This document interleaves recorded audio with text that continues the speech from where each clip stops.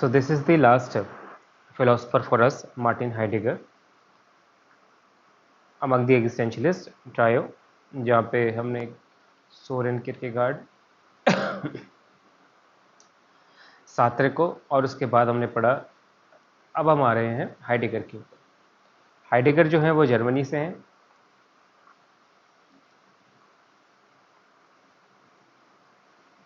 और हाइडेगर का नाम जो है वो कई कारणों से चर्चा में हमेशा रहा हिस्ट्री में, because of also his association with the Nazi party. जो हिटलर की नाजी पार्टी थी उसके साथ भी कहीं ना कहीं इनका एसोसिएशन, इनका नाम आता था। और इसलिए भी इनका नाम आता है क्योंकि इनका जो कंसेप्ट ऑफ टाइम है और कंसेप्ट ऑफ डेथ है, ये काफ़ी पॉपुलर हो गया जर्मन सोसाइटी के अंदर भी और भी इंटेलेक्चुअल सर्कल्स में, क्योंकि हाइडेगर ने एक नया चीज़ों को समझाने का तरीका बताया, समझने का तरीका बताया कि हम अपनी एग्जिस्टेंस को डेथ और टाइम के थ्रू कैसे और अच्छे से समझ सकते हैं, कैसे हम एक ऑथेंटिक लाइफ जी सकते हैं इन कॉन्सेप्ट्स को समझ के। तो ये कॉन्सेप्ट जो है वो इसकी फिलॉसफी में बहुत अच्छा इंपॉर्टेंट रोल प्ले करेंगे। इस पर सवाल बनता है यूपीएससी का।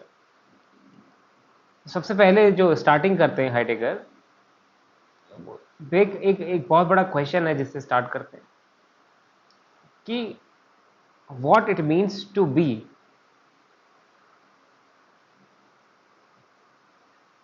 What it means to be मतलब एग्जिस्ट करने का मतलब क्या है।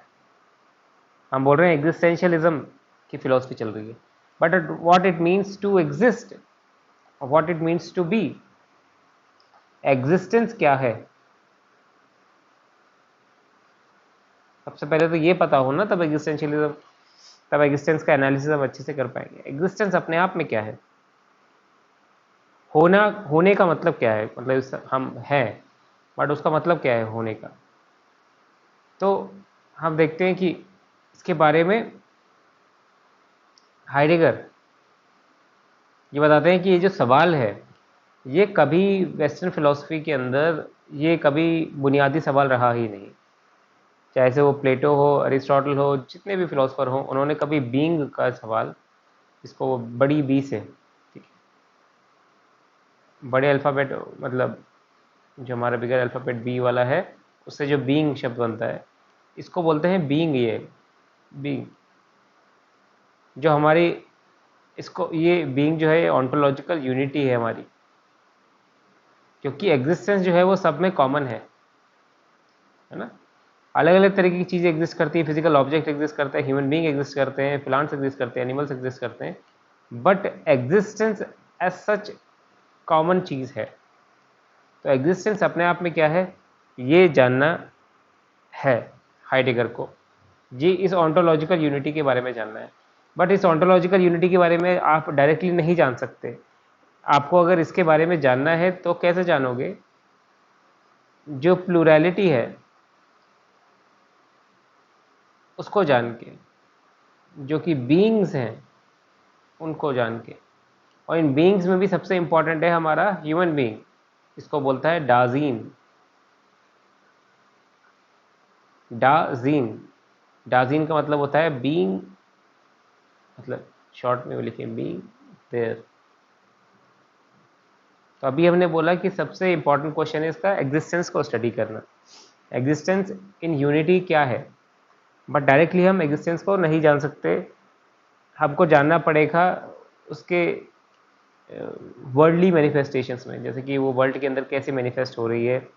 और वर्ल्ड में भी आपको जानना है तो सबसे बेहतर तरीका है जानने का ह्यूमन बीइंग्स, क्योंकि ह्यूमन बीइंग जो है वो सबसे हाईएस्ट फॉर्म ऑफ एग्जिस्टेंस है। इसलिए हाईएस्ट फॉर्म ऑफ एग्जिस्टेंस है क्योंकि human beings are also aware of their existence. बाकी चीज़ें तो they are merely existing, but human beings are also aware of their existence. In this way, the study of human beings, humans' existence, would reveal the more fundamental structure of what existence is. तो डाजीन जो है human being के लिए जो शब्द इस्तेमाल कर रहा है बीइंग देयर, ये इसकी पूरी फिलॉसफी का सबसे इंपॉर्टेंट एस्पेक्ट बन जाता है, डज इन, ठीक है, डज इन बीइंग देयर।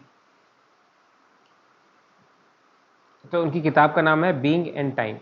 सबसे पहले तो ये कि किताब का नाम है बीइंग एंड टाइम, और सवाल बुनियादी वही उठा रहे हैं कि वेस्टर्न फिलॉसफी में आज तक एक जो बीइंग, जो हमारी ये एग्जिस्टेंस है, इसका सवाल जो है वो हमेशा के लिए बुला दिया गया।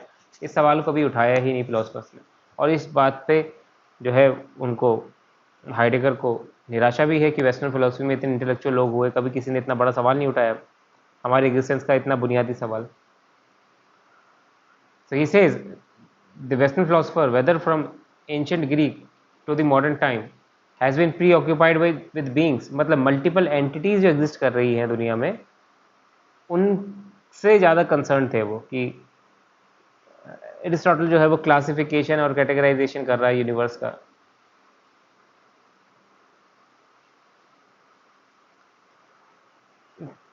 हमारे जो प्लेटो है वो बात कर रहे हैं theory of universal and particular की, एब्स्ट्रैक्ट फॉर्म्स की बात कर रहे हैं, जिसका हमारी एग्जिस्टेंस से एज सच कोई लेना देना नहीं है ना, एग्जिस्टेंस इन इटसेल्फ से कोई लेना देना नहीं है। So they have neglected the more fundamental question of being, says Heidegger, जिसको वो बोलते हैं फॉरगेटिंग ऑफ द बीइंग।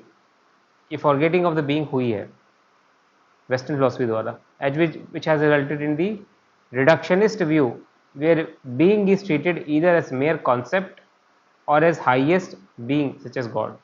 इसलिए जो हमारी एग्जिस्टेंस वाला बीइंग जो उस चीज़ को तो हमने बहुत ट्रांसेंडेंटल कॉनोटेशन दे दिया कि भाई या तो ये फॉर्म्स होगी, ये गॉड होगा, या फिर कोई कॉन्सेप्ट है बहुत हाई लेवल का, उसको कॉन्सेप्चुअल चीज़ बना दिया। जो कि रियल चीज़ है उस चीज़ को एक कॉन्सेप्ट बना दिया, जिसकी वजह से ह्यूमन बीइंग के जो रियल लाइफ इश्यूज है वो कभी रिजॉल्व हुए ही नहीं। आज भी वो जो इश्यूज ह्यूमन पहले फेस करता था अभी भी फेस करता है, क्योंकि इस सवाल पे कभी उठाया ही नहीं गया। सो उनका जो प्रोजेक्ट है in being and time is to destroy this metaphysical tradition, the tradition where the question of existence is merely treated as a concept or it is given a transcendental connotation, or he wants to reveal the original experience of being, existence के बारे में और fundamental बातें बताना उनका objective है। ठीक है, इस चीज़ को समझाने के लिए नोट्स का इसलिए इस्तेमाल कर रहे हैं क्योंकि नोट्स ही आप लोग पढ़ने वाले हो, यहीं पे आपको प्रॉब्लम आती भी है। तो ऑन्टोलॉजिकल डिफरेंसेस की बात कर रहे हैं कि दो तरीके के ऑन्टोलॉजिकल डिफरेंसेस हैं, एक है बीइंग जिसको वो जाइन बोलते हैं, और बीइंग जो है जाइंडाइज, ये जर्मन शब्द है। डिफरेंस क्या है? Beings are entities with existence and being itself is the underlying essence that makes existence of any entity possible। beings तो वो मल्टीपल चीज़ें हैं जो एग्जिस्ट कर रही है, जिनकी सत्ता है, और सत्ता अपने आप में क्या है? वो है बीइंग। अब ये बोलते हैं कि पूरी हिस्ट्री ऑफ फिलोसफी जो है it has failed to understand this distinction, इस डिस्टिंक्शन को समझ नहीं पाए कि entities existing versus existence in itself दोनों डिफरेंट चीज होती है। तो बीइंग जो है, जो हमारी यूनिटी है हमारे एग्जिस्टेंस की, उसको एज एन अनदर एंटिटी मान लिया गया, रादर देन रिकग्नाइजिंग कि it is the most fundamental ground of all existence. उसको किसी ट्रांसलेटेड कॉनोटेशन देके कोई एंटिटी माना जाए, गॉड है कि कोई कॉन्सेप्ट है, क्या है। तो अभी तक इतना समझ गए कि वेस्टर्न फिलोसफी के अंदर एक बहुत बड़ी मिस्टेक हुई है एज पर हाइडेगर, कि जो बीइंग का क्वेश्चन है, एग्जिस्टेंस का क्वेश्चन है, वो उसकी फॉरगेटिंग हो चुकी है। अब हमने बताया कि सबसे इंपॉर्टेंट है इस बीइंग वाले चीज़ को समझने के लिए डाजीन है ह्यूमन बीइंग की एग्जिस्टेंस। तो वही जो हमने बात करी, to explore the question of being, Heidegger turns to human existence. Being as such को जानना है तो पहले ह्यूमन एग्जिस्टेंस को जानना पड़ेगा, विच ही रेफर्स टू एज डाजीन। डाजीन का मतलब होता है बीइंग देयर और प्रेजेंस, जो कि एक स्पेसिफिक टाइप ऑफ बीइंग है जो ह्यूमन बीइंग पोजेस करते हैं। कैसी है हमारी एग्जिस्टेंस? हमारी एग्जिस्टेंस ऐसी है कि we question and understand our own existence. हम अपनी हमारे अस्तित्व को, खुद को अस्तित्व को भी सवाल करते हैं और उसको जानने के लिए निरंतर कुछ ना कुछ प्रयास भी करते रहते हैं। We try to understand our own existence, we question our own existence. Okay, so and this Dasein is not an isolated existence, it is always immersed in the world of relationship, meaning and practices. Relationship with people, objects, ना कुछ objects हैं जिनसे I feel very much related with people, with maybe some events. It could be anything, it could be a place, but we are always immersed into that relationship. कोई ऐसी road जहाँ से हम लोग गुजरते हैं, है ना, वो हमारी दुनिया का पार्ट बन जाता है। जो दाजीन है उसकी दुनिया कोई ऑब्जेक्टिव दुनिया नहीं है। It is not the objective world as such. हमारी दुनिया कैसी है? वो लोग जिनसे हम इंटरेक्ट करते हैं, वो हमारा फ़ोन, हमारे gadgets, the roads that we travel, the people that we interact with, the movies that we have seen, the experiences that we have gained, वो सब हमारे वर्ल्ड का पार्ट है। तो हम सबका वर्ल्ड अलग अलग है। डाजीन की दुनिया अलग अलग है, उसकी दुनिया ऑब्जेक्टिव दुनिया नहीं है, उसकी दुनिया सब्जेक्टिव दुनिया है। So Dasein is always immersed in a world of relationships, meanings जो वो देता है चीज़ों को, और प्रैक्टिसेस जो वो करता है ना। खुद ही मीनिंग देता है, कभी अच्छा मानता है, किसी चीज़ को बुरा मानता है, बहुत ज़्यादा इमोशनली कनेक्ट हो जाता है, नहीं हो, कई बार नहीं होता, तो खुद से मीनिंग देता है। ये डाजीन की एग्जिस्टेंस का पार्ट है, ठीक है। इसलिए बीइंग देयर बोलता है, या बीइंग इन द वर्ल्ड भी बोलते हैं डाजीन को, बीइंग इन द वर्ल्ड भी बोलते हैं।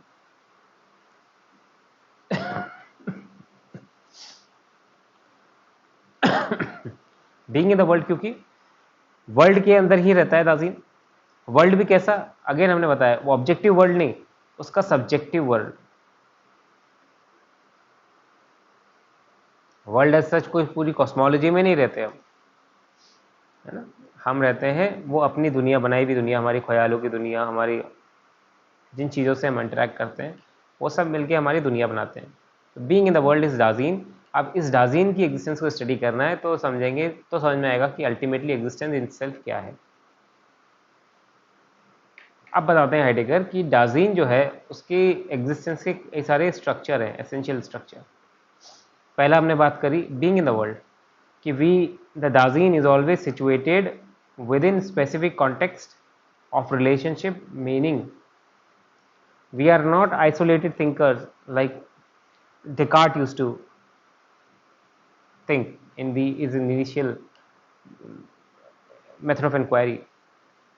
Rather, we are embedded in a meaningful world that it navigates and interacts with. सब एक, हम हर चीज़ की, जो भी हमारी लाइफ में चीज़ है उसको हम कुछ ना कुछ मीनिंग देते हैं। We have a phone, the phone serves a purpose. Maybe when we are anxious, we tend to scroll, we want to check notifications, we want to look at the things for time pass, ठीक है, we want to interact with friends, we have family की भी को भी हमारे एक meaning हमने दे रखा है, जो भी हमने दे रखा है। So we are always embedded in this meaningful world, जो मीनिंग हमने दिया है हमें, and we navigate and interact with this throughout, हमारी पूरी लाइफ यही चलती है। तो we are being in the world. Second is thrownness. These are the German words. If you want to write, you can write. Otherwise, simply write the English words. Thrownness. Thrownness means that there is a pre-existing condition and limitation. हमने बात करी थी पहले भी, कौन सी family में आपका birth होगा, क्या सोशियो इकोनॉमिक कंडीशंस में आपको बर्थ होगा, किस तरीके के आपको लोग मिलेंगे आसपास, ये चीज़ें आपके हाथ में नहीं है। दीज आर नॉट, आपकी फिजिकल स्टेटस कैसा होगा, फिजिकल फीचर कैसे होंगे, ये सब चीज़ें आपके हाथ में नहीं है। तो ये थ्रोननेस है, you have been thrown into this world, now it is up to you, now it is up to you. So we are thrown into some specific situation, किसी स्पेसिफिक सिचुएशन में हमको फेंक दिया जाता है, ये दुनिया ऐसी ही है, हमको फेंक देती है। अब नाउ हमारे ऊपर है, now it is up to us. So this thrownness is also very important part of our existence, ठीक है। It is important part of our existence. It shapes our existence and possibilities. Third is projection. Projection means डाजीन जो है, human being, आप सोचो, खुद को देखो, we are always projecting ourselves into future possibilities. कोई ना कोई फ्यूचर पॉसिबिलिटीज के बारे में सोचते रहते हैं। ये वीडियो भी देख रहे हो तो लग रहा है कि अब इसको कैसे यूटिलाइज करना है, आंसर कैसे लिखना है, या फिर सर जो बोल रहे हैं वो सही में लाइफ में कैसे लगाएंगे। कुछ ना कुछ फ्यूचर पॉसिबिलिटीज़ के बारे में दिमाग में चीज़ें आ रही हैं। क्यों आ रही है? क्योंकि यही हमारी एग्जिस्टेंस का पार्ट है। ह्यूमन बीइंग ऐसे ही हैं, ठीक है। We are always being ahead of ourselves, हम हमेशा फ्यूचर पॉसिबिलिटीज़ में ही होते हैं। हाइडेगर बोलता है इसको being ahead of my self.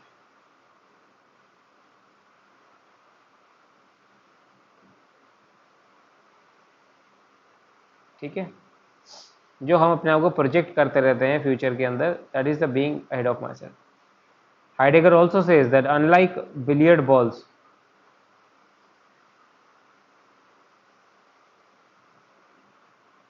Jin billiard balls कैसी होती है कि उनका जो उनकी एग्जिस्टेंस है वो हियर एंड नाउ के साथ ही कनेक्टेड है। बट वी, हमारे साथ कैसा है ह्यूमन बीइंग के साथ, we are always on the way.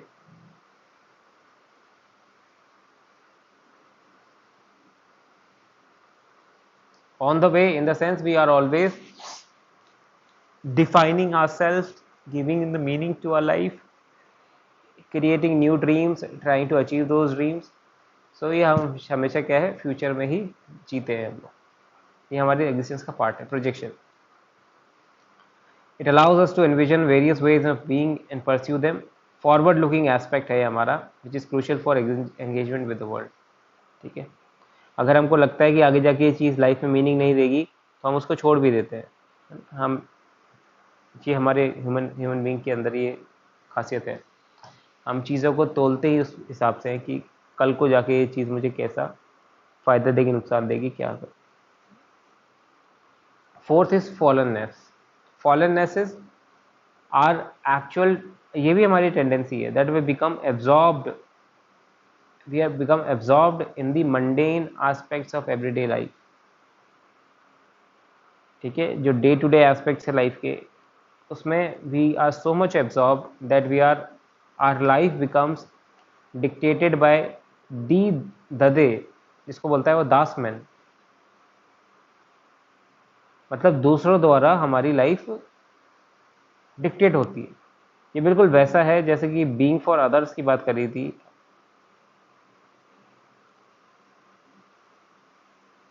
Being for others की बात करी थी ना हमारे छात्रों ने,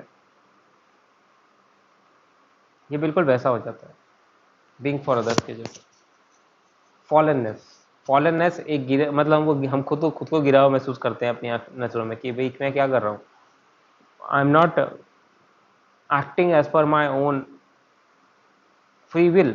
I'm acting as if I am some object by others, as if my life is dictated by others. I'm not doing the things that I want to do. So there is a loss of individuality and self awareness in fallenness. ये भी हमारी life का part है। देखते हैं कई बार ऐसे life में सीन आते हैं कि हम फॉलननेस में चले जाते हैं। we lose our individuality, we lose our self awareness. यहाँ पे क्या होता है, we conform to the societal norms and expectations without reflecting on one's own true possibilities. कि भाई सब लोग कमा रहे हैं तो मुझे भी कमाना है, डजेंट मैटर कि अब इसके लिए मुझे अच्छा काम करना है, बुरा काम करना है, और वो जॉब करनी है जो इसमें मुझे रही सही में मज़ा आता है कि just for the sake of money I am doing this, just for the sake of a good some finding some good couple marriage, I'm preparing for the IES exam, है ना, क्योंकि एक अच्छा कोई कपल मिल जाएगा, फैमिली हो जाएगी सिर्फ इसके लिए। तो क्या होगा, इसमें फॉलननेस होगी, क्योंकि सही में तो ये चीज़ करना नहीं चाहते, जबरदस्ती कर रहे हैं, फॉलननेस। तो this is also part of our existence. So Heidegger ये बताते हैं कि दाजीन की एसेंशियल स्ट्रक्चर क्या है, being in the world, thrownness, projection and fallenness. ठीक है, अब बात करते हैं ऑथेंटिसिटी इन ऑथेंटिसिटी की, जो कि सबसे इंपॉर्टेंट चीज़ है, बाकी सब चीज़ें तो साइड वाली है। सबसे पहले इन ऑथेंटिसिटी क्या है। इन ऑथेंटिसिटी आप खुद सोचो, किसी भी एग्जिस्टेंशियलिस्ट के लिए इन ऑथेंटिसिटी क्या होगी, जहाँ पे we lose our individuality, we become absorbed into conventional and conformist aspect of life. हम सिर्फ कन्फॉर्म करते हैं, हम बिल्कुल एकदम भेड़ चाल पे चलते हैं ना, हर्ड मेंटेलिटी में चलते हैं, जो सब कर रहे हैं वही मुझे करना है, herd mentality, following the societal norms roles without engaging with their true self. भाई मुझे सही में ये चीज़ करनी भी है कि नहीं करनी, we don't reflect, right, we don't reflect. So this is a kind of inauthentic Dasein. It is a inauthentic Dasein. UPSC has asked a question कि is Dasein authentic existence for Heidegger? क्या Dasein का जो concept है Heidegger की philosophy में, क्या वो एक प्रमाणिक जीवन को दर्शाता है? नहीं, नहीं दर्शाता। क्यों नहीं दर्शाता? क्योंकि Dasein is just being in the world। अब बीइंग इन द वर्ल्ड जो है वो हो सकता है ऑथेंटिक हो या इनऑथेंटिक हो। तो इनऑथेंटिक होता है कब, जब वो फॉलननेस में होगा, जब वो लाइफ के जो मंडेन एस्पेक्ट्स है उसी में एब्जॉर्ब्ड होगा। ठीक है, when the Dasein does not heed to the voice of conscience, voice of conscience जो है उसको सुनता नहीं है। सुनता किसको है? आसपास के लोगों को। There is a lack of self awareness, there is, और शब्दों का इस्तेमाल करते हैं हाइडेगर बोलते हैं इस चीज़ को, एवरीडेनेस हमारे अंदर आ जाती है। क्या आ जाती है? एवरीडेनेस, रोज़मर्रा जैसा जीवन चल रहा है, हाँ यार चल रहा है, कट रहा है, उस टाइप में। ठीक, एवरीडेनेस, एवरेजनेस, टेम्परेरीनेस लाइफ के अंदर, इन सब शब्दों का इस्तेमाल करना है। एवरीडेनेस, एवरेजनेस, टेम्परेरीनेस, देर इज, हाइडेगर सेज कि there is depersonalisation,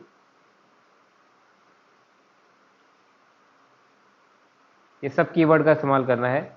depersonalisation, disappearance of personality in the crowd,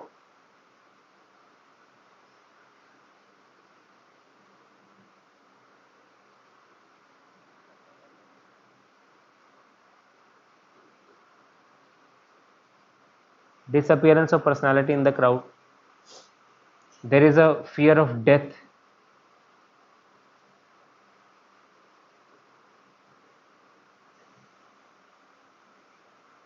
ठीक है, ये सब चीजें इनऑथेंटिक एग्जिस्टेंस का पार्ट है। एवरीडेनेस, एवरेजनेस, टेम्पररीनेस, depersonalization, disappearance of personality in the crowd, there is constant fear of death। ठीक है, ये इनऑथेंटिक एग्जिस्टेंस का पार्ट है। So one actually loses control over their life.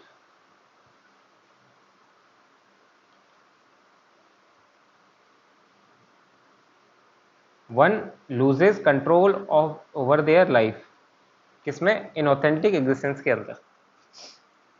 Inauthentic existence आती क्यों है, सवाल ये भी बनता है। ठीक है, व्हाट ब्रिंग्स इनऑथेंटिसिटी?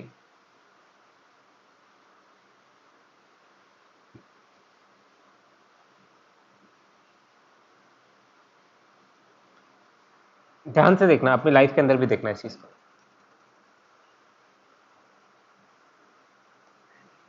इनऑथेंटिसिटी जब आती है, जब हम एक तरीके की एडॉक लाइफ जीने लगते हैं।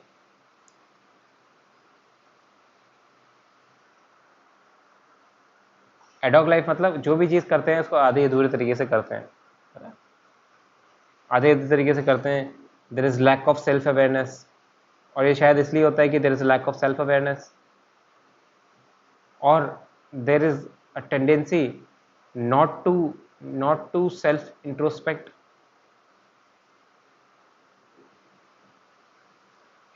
or examine oneself.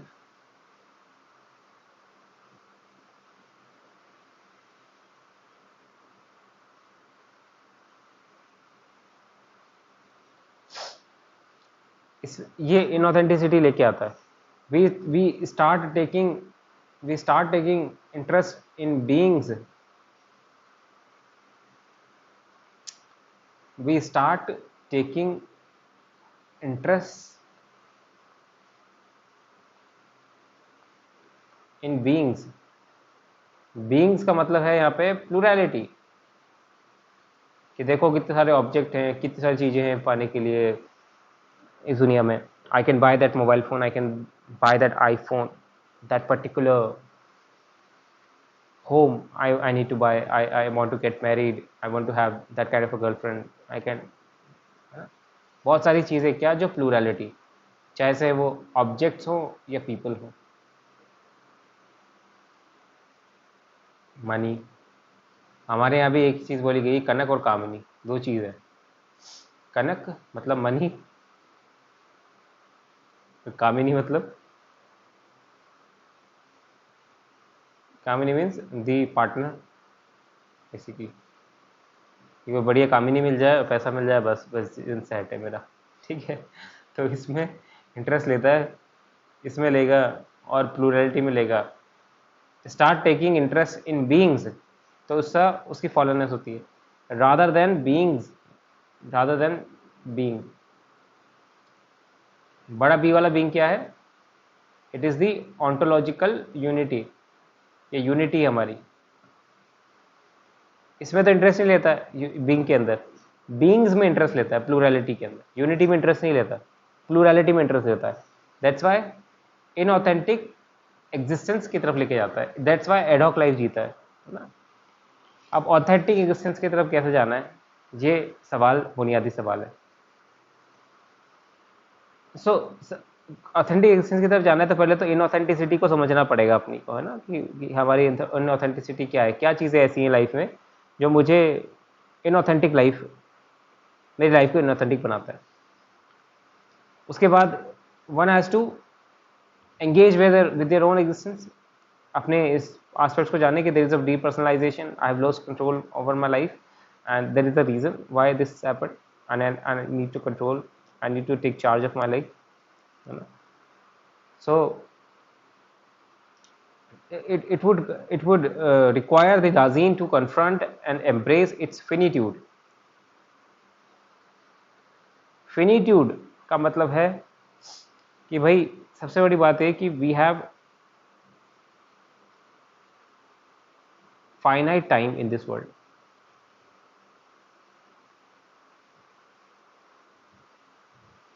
समय नहीं है हमारे पास ज़्यादा इस दुनिया में, ठीक है। 70-75 may be 100 years at max, और ये जो 100 ईयर्स है उनका तो कोई सेंस ही नहीं बनता है, क्योंकि 75 से ऊपर चले भी जाते हैं लोग तो उसके बाद हेल्थ इश्यूज, कॉम्प्लिकेशन इतने ज़्यादा हो जाते हैं कि जीना ना जीना इस ऑलमोस्ट सेम, है ना। इतने ज़्यादा कॉम्प्लिकेशन हो जाते हैं। खैर जो भी हो, टाइम हमारे पास फाइनाइट है, टाइम हमारे पास फाइनाइट है, ये पता है हमको, बट इसकी अवेयरनेस हम नहीं रखते, इसकी अवेयरनेस हमेशा नहीं रखते हम।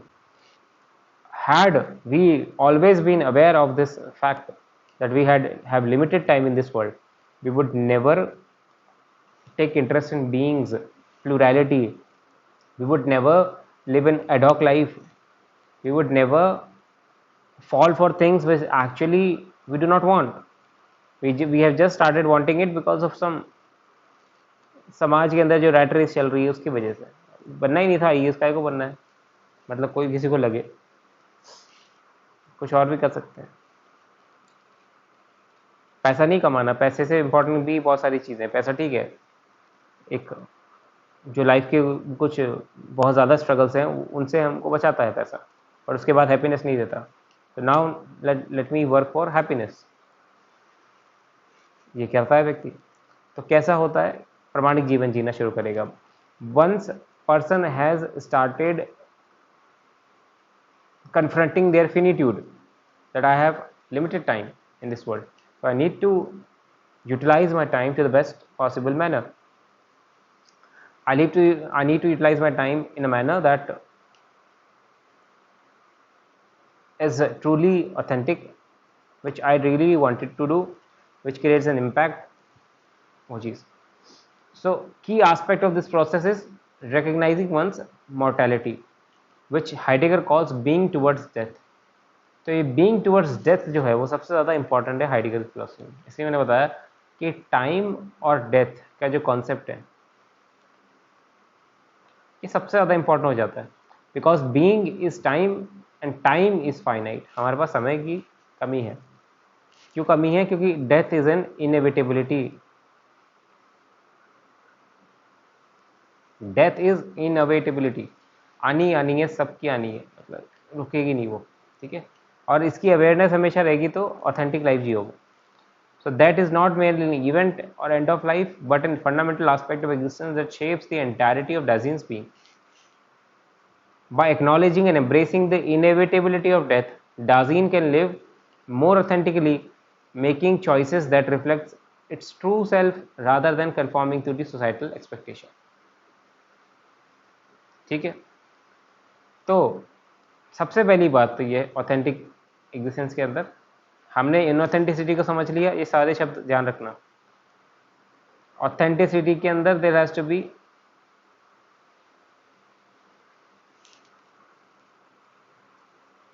यहाँ पे क्या होगा, यहाँ पे there is a call of conscience, जिसको हम सुनेंगे। जो ज़मीर की आवाज़ आ रही है धीरे धीरे से, उसको हमने पहली बार लिसन किया है। We listen to the call of conscience. We confront, ज़मीर हमारा बार बार बोलता है इस चीज़ को कि you have limited time, so you confront your finitude ना, फाइनाइट टाइम है मेरे पास। Confronting your finitude, how do you confront your finitude? By projecting yourself towards your death.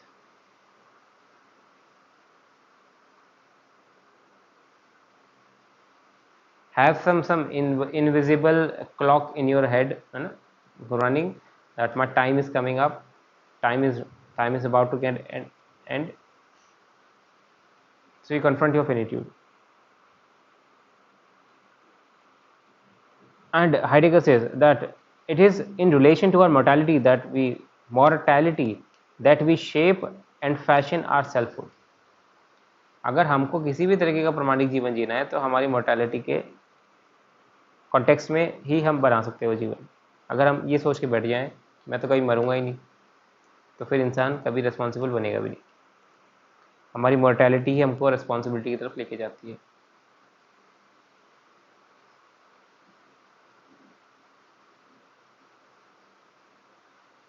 ठीक है, सो एक बार मोर्टैलिटी को समझ गए कि भाई ये तो फैक्ट ऑफ लाइफ है। अब इस फैक्ट ऑफ लाइफ के कंटेक्स्ट में मुझे जो अब लाइफ जीनी है वो ऑथेंटिक लाइफ जीनी है, life that I have reason to value, life that I have chosen for myself, life which also contributes to larger good of beings out there, because this is what we actually want. So now you start taking interest in being, unity. अब आप सोचते हो कि देखो हमारे अंदर कितनी सारी कॉमन है, हम सब ह्यूमन बींग्स है। हमारे अंदर आपको ये चीज़ दिखती है जैसे कि कंपैशन, जो हमारी हमको सब चीज़ें जोड़ती हैं। कंपैशन हो हमारे अंदर, दया भावना की चीज़ें हैं, तो इन सब चीज़ों में हम इंटरेस्ट लेने लगते हैं। We start taking interest in being, that is the unity. जो यूनिफाइंग फैक्टर है हमारे बीच में, उस पर हम इंटरेस्ट लेने जाते हैं rather than divisive factors. So there is a moral upliftment due to this. So in authentic existence, there is a call of conscience, listening of the call of conscience, confronting view of finitude, projecting yourself to the death, and in relation to your mortality, you shape and fashion your selfhood. You start taking interest in being rather than beings. ये होता है authentic existence. अब UPSC question पूछा कि how the lost Dasein trace the path from inauthenticity to authenticity. So what you can say, first of all, one has to be aware of their fallenness. जैसे हमने बताया कि जो inauthenticity है इसके बारे में you have to be aware कि I am currently living in inauthentic life. So aware of one's inauthentic existence. This involves recognizing how one has been absorbed in the everyday norms, expectations dictated by the they. दूसरों द्वारा ना, ये बिल्कुल वैसा ही है being for others. Understanding how this mode of being has led to loss of personal identity and self awareness. तो सबसे पहले तो ये चीज़ यूपीएससी के क्वेश्चन का आंसर है हमारे पास. Confronting your mortality. So moving towards authenticity is acknowledging your own mortality कि मेरा समय अंत हो जाएगा. The reality of death, Dasein gains more deeper understanding of one's own finitude and limitations of existence. इससे क्या होगा? It will help you break free from superficial conformist way of living and prompts a very genuine engagement with one's one possibility. बहुत genuine काम करने लगते हो उसके बाद, है ना. जैसा गांधी जी हैं, गांधी जी जो हैं उन्होंने इस चीज़ को बहुत अच्छे से आत्मसात किया अपने लाइफ जीवन में, और फिर उन्होंने जो लाइफ जी वो ही सेज की the story of my experiment with truth अपनी किताब में लिखते हैं कि पूरे जीवन मैंने फिर उसके बाद एक्सपेरिमेंट्स किए, क्योंकि इन एक्सपेरिमेंट्स के थ्रू ही I was able to live authentic life. Gandhi ji was also aware of his mortality, that's why he did. Not just Gandhi ji, जितने भी हैं, स्वामी विवेकानंद है, उनको भी पता चलेगा कि भाई ये जीवन तो ऐसा ही है, तो मानवता के लिए उन्होंने अपना जीवन दे दिया. मदर टेरेसा हो, बहुत इस दुनिया में लोग रहे हैं इन्होंने सब ने. Embracing your personal responsibility, becoming responsible person, है ना, it is very important. So becoming responsible for yourself, for others, that is also important. Living in the moment, Dasein to live in the present moment while being fully aware of its past and future. ऐसा नहीं कि future में ही जी रहे हैं बस. Living in the moment, future possibilities भी जानते हैं, फ्यूचर में क्या होगा, इस एक्शन का क्या होगा, बट इन द मोमेंट अभी इस क्षण को बर्बाद नहीं होने देंगे. Not letting this time, this moment waste. क्योंकि ये जो पर्टिकुलर मोमेंट्स है यही हमको डिफाइन करते हैं. So we are not living in the future, we are living in the present and taking meaningful decisions which will actually define what we will be in the future. So this is a transformative process where inauthentic Dasein can discover its true self and live in a way that will genuinely reflect its own potential and individuality. और ये continuous process है ये, ठीक है, ये चीज़. Last आते हैं, इनका एक टॉपिक है टेम्पोरलिटी. टेम्पोरलिटी का मतलब भी वही है कि हाइडेगर जब टाइम की बात करते हैं तो वो ये बोलते हैं कि time is not the linear sequence as traditionally believe, कि एक के बाद एक के बाद एक के बाद एक, ऐसा नहीं है. ह्यूमन बीइंग के कॉन्टेक्स्ट में, जब डाजीन के कॉन्टेक्स्ट में जब टाइम की बात करते हैं, टेम्पोरलिटी की बात करते हैं, तो it's more of a ecstatic temporality. कि एक्सटैटिक का मतलब है कि how the Dasein, the human being is stretched between past, present and future. ऐसा नहीं है कि हमारे पास्ट के बाद, मतलब प्रेजेंट के बाद सीधे फ्यूचर ही आना है. हम कई बार यहाँ पीछे ले आते हैं पास्ट में. So temporality is not linear but ecstatic. Ecstatic का मतलब है stands out in different dimensions, past, present and future. So we are oriented towards the future, we project ourselves into possibilities, but at the same time we are also rooted in the past, which also provide the context of our current existence. ठीक है, तो ये क्या है, human being के context में time को समझने की एक, टेम्पोरलिटी को समझने का एक कॉन्सेप्ट है. So the present moment is not just a point between future and past, it is a dynamic moment of enactment where Dasein realizes its potential.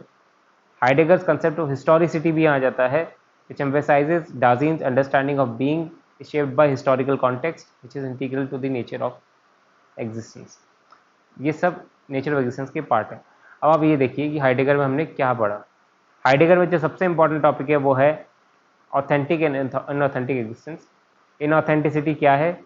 It is everydayness, averageness, fallenness, depersonalisation, control, losing control over one's life, fear of death, temporariness आ जाती है life के अंदर. ठीक है, इन सबसे बाहर निकलना ऑथेंटिसिटी है. ऑथेंटिसिटी में there is call of conscience. ठीक है, यहाँ पे हमने ये भी समझ लिया था व्हाट ब्रिंग्स इनऑथेंटिसिटी. फिर ऑथेंटिसिटी में there is a call of conscience, confronting your finitude, projecting yourself towards your death and start taking interest in being, that is unity. unity के अंदर इंटरेस्ट लेने सकते हैं. तो हमने स्टार्ट किया था कि Heidegger is interested in B, double बड़ा बी वाला being. So why he is talking about Dasein. Again वही चीज़ याद करनी है कि डाजीन की एग्जिस्टेंस के थ्रू ही, डाजीन जो है वो हाईएस्ट फॉर्म ऑफ एग्जिस्टेंस है, उसके थ्रू ही हम उस यूनिटी को समझ सकते हैं. एग्जिस्टेंस इन इटसेल्फ क्या है, उसको यूनिटी को हमको समझना है तो वैसे ही जानेंगे. और उसको तब तक नहीं जान सकते when until we live a authentic life. तो इनऑथेंटिसिटी से ऑथेंटिसिटी की तरफ लेके जाना हाइडेगर का ऑब्जेक्टिव है. हाइडेगर जो है वो फिनोमिनोलॉजिस्ट है. फिनोमिनोलॉजी की तरफ इनका है क्योंकि चीज़ों को, structures of consciousness first person point of view से चीज़ों को जानने की कोशिश कर रहे हैं. ठीक है, तो फिनोलॉजिकल अप्रोच है, कॉन्शियसनेस को स्टडी कर रहे हैं. बट हुसरल को क्रिटिसाइज करते हैं. किस चीज़ पे क्रिटिसाइज करते हैं? जब हुसरल बोलते हैं ब्रैकेटिंग की बात करते हैं हुसरल, तो उसको क्रिटिसाइज करते हैं. बोलते हैं कि आप अगर एग्जिस्टेंस, मतलब हमारा जो वर्ल्ड है उसको ही ब्रैकेट कर दोगे तो फिर आप स्टडी क्या करोगे? क्योंकि human beings are always absorbed, I can say we are always immersed in this world. हमारी जो दुनिया है खुद की, हमारी जो खुद की दुनिया है, सब्जेक्टिव दुनिया, उसके अंदर इमर्स्ड होते हैं हम लोग. अगर आप उसको ब्रैकेट कर दोगे तो what will you study? So is against the notion of bracketing. आपको समझना है एग्जिस्टेंस को, चीज़ों को, तो you have to understand the way they are, not by bracketing. Bracketing करके कोई एब्स्ट्रैक्ट स्टडी नहीं करनी है. You have to study the things as they are. जैसी हैं वैसी स्टडी करो उनको. So that's why he rejects Husserl bracketing. Bracketing वाले नोशन को वो क्रिटिसाइज करते हैं. यूपीएससी ने क्वेश्चन पूछा पहले. ठीक है, and also Heidegger is interested in metaphysics. Metaphysics क्यों? क्योंकि हाइडेगर जो है वो बात कर रहे हैं बीइंग की, यूनिटी की. ठीक है, ऑन्टोलॉजिकल यूनिटी की. और ऑन्टोलॉजिकल यूनिटी, मेटाफिजिक्स जो है वो ऑन्टोलॉजिकल यूनिटी के बारे में बात करती है. ऑल्दो वो किसी एंटिटी के बारे में बात करती थी पहले, हाइडेगर जो है वो बीइंग एज सच में इंटरेस्टेड है. बीइंग अपने आप में क्या है, उससे इंटरेस्टेड है. And that he is understanding through the existence of human being, that is Dasein. So ये पार्ट हो जाता है हाइडेगर के अंदर. तो मेटाफिजिक्स है हाइडेगर के अंदर, फिनोमिनोलॉजी भी है, ऑन्टोलॉजी भी है. ऑन्टोलॉजी की एग्जिस्टेंस की बात कर रहे हैं. तो ये सब चीज़ें हाइडेगर में आ जाता है. हाइडेगर का क्रिटिसिज्म भी होता है. 3 क्रिटिसिज्म यहाँ पे दिए हुए हैं. ऑल्दो हाइडेगर बहुत ही माने हुए फिलोसफर है, नाम उनका, कि हाइडेगर की जो फिलोसफी है, सच एक किताब लिखी गई थी बाय रिचर्ड पॉटी. सो किताब का नाम था philosophy and the mirror of nature. तो हाइडेगर जो है वो काफ़ी कॉम्प्लेक्स टर्मिनोलॉजी का इस्तेमाल करते हैं, जो कि एक्चुअली आज तक भी थोड़ा बहुत कन्फ्यूजन है कि हाइडेगर यही बोल रहे थे कि हम लोगों ने मिस इंटरप्रेट कर दिया उनको. So there is a issue of comprehension, क्योंकि हाइडेगर जर्मन शब्द का इस्तेमाल कर रहे हैं. जर्मन शब्द में जो भाव वो लाना चाहते हैं तो वो जर्मनी में आ जाएगा उनके पास, बट द सेम भाव can not come in English. English का शब्द का जो कॉन्टेक्स्ट है, मीनिंग है, वो एक डिफरेंट कॉन्टेक्स्ट में वो डेवलप हुआ है. So there is always this challenge. पहली बात तो ये. फिर हमने बताया था कि हाइडेगर की कुछ पॉलिटिकल एफिलिएशंस थे विद नाजिज्म. तो क्या नाजिज्म के फिलोसफी से इंस्पायर होकर यूनिटी की बात कर रहे हैं? क्या उन्होंने जो एनालिसिस किया, एग्जिस्टेंशियल एनालिसिस, क्या ये नाजी पार्टी के किसी लार्जर एजेंडा के थ्रू किया? सवाल उठाते हैं लोग, उठाने वाले हैं ना, चाहे तो नहीं भी लिखें इस आंसर को, इस चीज़ को, बट सवाल उठते हैं. फिर सोशल कॉन्टेक्स्ट की, जैसे चार्ल्स टेलर हैं, ये चार्ल्स टेलर का नाम आता है, हम मल्टीकल्चरलिज्म में भी पढ़ते हैं इनको. The ethics of authenticity. He says that Heidegger's focus on personal self-realization overlooks the importance of social relationship and communal values. ये बात करें बीइंग, तो भाई बीइंग तो ठीक है, बट इस बीइंग तक पहुंचने के लिए सोशल रिलेशनशिप, कम्युनल वैल्यूज, उनका भी बहुत बड़ा रोल होता है. इंसान एकदम से अपने आप को कट ऑफ करके ऑथेंटिक लाइफ की तरफ नहीं जा सकता unless there are people around him who helps him. ठीक है.